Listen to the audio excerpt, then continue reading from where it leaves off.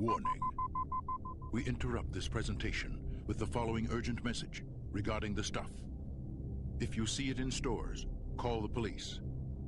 If you have it in your home, don't touch it. Get out. The stuff is a product of nature, a deadly living organism. It is addictive and destructive. It can overcome your mind and take over your body. And nothing can stop it. Can't get enough of the stuff. Hey guys, it's Dustin and welcome to Horroritis, the show where every week I look more and more like an axe-murdering hobo. So The Stuff was written and directed in 1985 by Larry Cohen, and it's about a dessert product with shady origins that has an unhealthy effect on the people who eat it. You can kind of think of this movie like The Blob, if they ate the blob. The credits boast names like Michael Moriarty, Garrett Morris, Paul Sorvino, and Danny Aiello. It's campy, it's messy, and it's a lot of fun to watch. The movie opens with a miner walking through the snow, and he finds this stuff bubbling up out of the ground.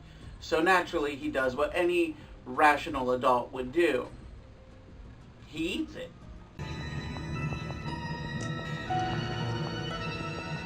That tastes real good. A moment later, a second miner walks up, and the first miner convinces the second miner to also eat the stuff, because if your friend is eating something out of the ground, you should too. What the hell is it? That's a life lesson. Since the stuff that's bubbling up out of the ground is so tasty, they decide that, hey, we should try to sell this. You know, if this stuff keeps bubbling out of the ground like this, there might be enough of it here that we could sell to people. Cut to some time later, and we meet Jason, who can't sleep, so he gets up out of bed and goes downstairs to try to grab a bite to eat. As he opens the fridge, he sees a tub of something called the stuff, and it's on its side, the cap is off, and the stuff is oozing out and crawling around inside the fridge. His father comes in and chastises him for being up at like 4 in the morning and sends him back to bed. At this point, the father opens up the fridge. The stuff has been put back in its container, which he grabs out of the fridge and starts to eat. Somewhere out on the water, a group of men from the ice cream industry are on a yacht discussing ways to save their businesses from the unprecedented success of this stuff. Mo Rutherford, ex-FBI and current corporate spy, boards the yacht, and they give him a check to go find out what he can about the stuff, where it's made, where it came from, anything that can help save the ice cream businesses.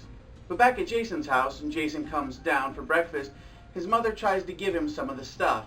And he tells them that he saw it move the night before, and of course they all laugh at him. So he smacks the stuff out of his mother's hands and runs away. Mo meets Nicole when he interrupts the commercial shoot that she was working on, and he lies to her and tells her that he owns a large oil company and he wants to buy up her firm and put her in charge so that they can improve his oil company's image. She reluctantly agrees to discuss it over dinner. Next we see Jason at the grocery store. And as he's walking through, everybody's got stuff in their cart. Everybody's eating the stuff. As he walks by a kid sitting in a cart eating a tub of stuff, he decides that's enough. And he smacks the tub of stuff out of the kid's hands. And he goes running through the store and just smashes every container he can.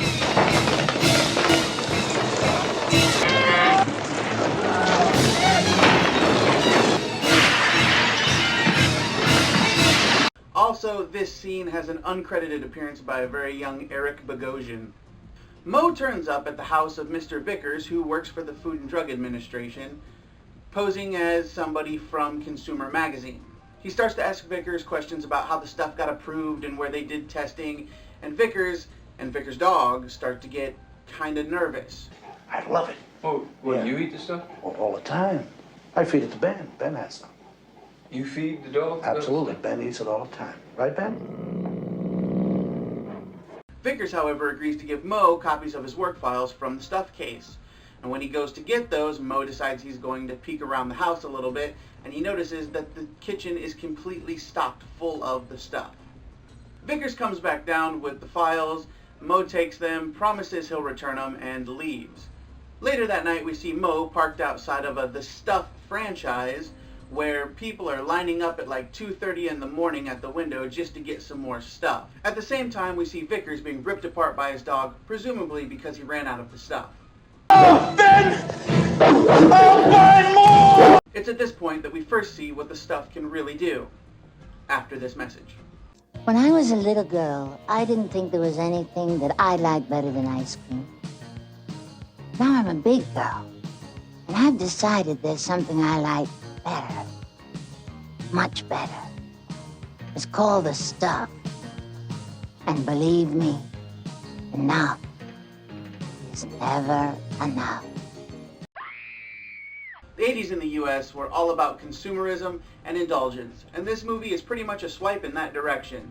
The message is masked, albeit vaguely, by the horror sci-fi element of an unknown organism invading, controlling, and eating its hosts before discarding the empty husk. The great thing about this movie, though, is that we know almost nothing about the villain. It's a mysterious substance that bubbles out of the ground.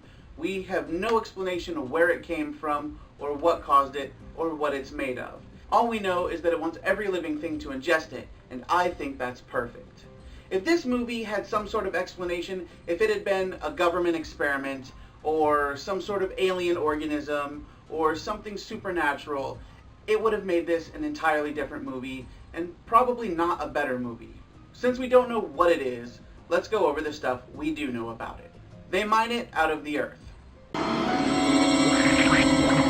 It's highly addictive, and anyone who eats it craves more. Oh, it's great. Once you're hooked, you become nothing more than a vehicle for the stuff. And when it's done with you, all it leaves is an empty shell. It can plan and lay traps. Here he comes.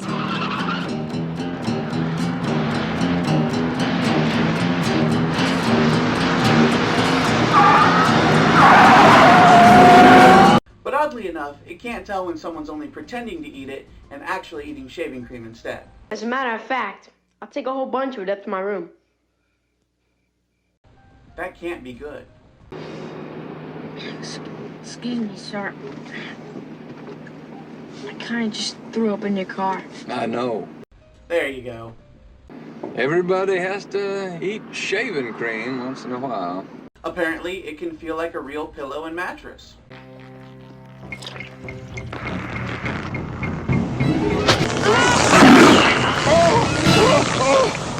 Even with all of that going for it, it still doesn't have a strong enough hold.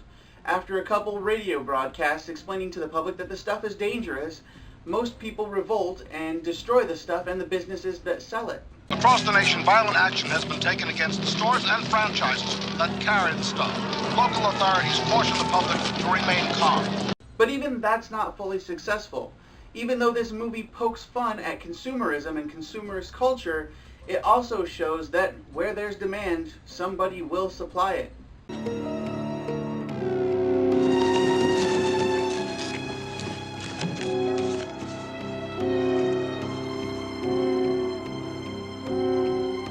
Also, that's a young Patrick Dempsey.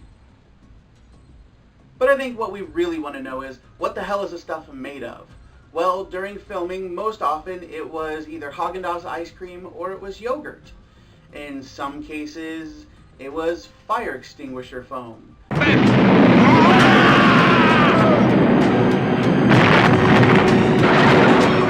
In other cases, it was layered images and animations. And when it was chasing people, it was foam made up of blended fish bones that smelled so bad that after the shots were finished, the actors would run to a nearby river and bathe so they wouldn't stink. How's the food, sweetheart? Rotten. That's nice. Where's the stuff? The stuff is here now. Great new taste sensation. Light and free now. Gives you elevation. Enough is never enough. Enough is never enough of the stuff. The stuff, the taste that makes you hungry for more. The stuff, taste that delivers. Normally, I try to steer clear of movies with an obvious message.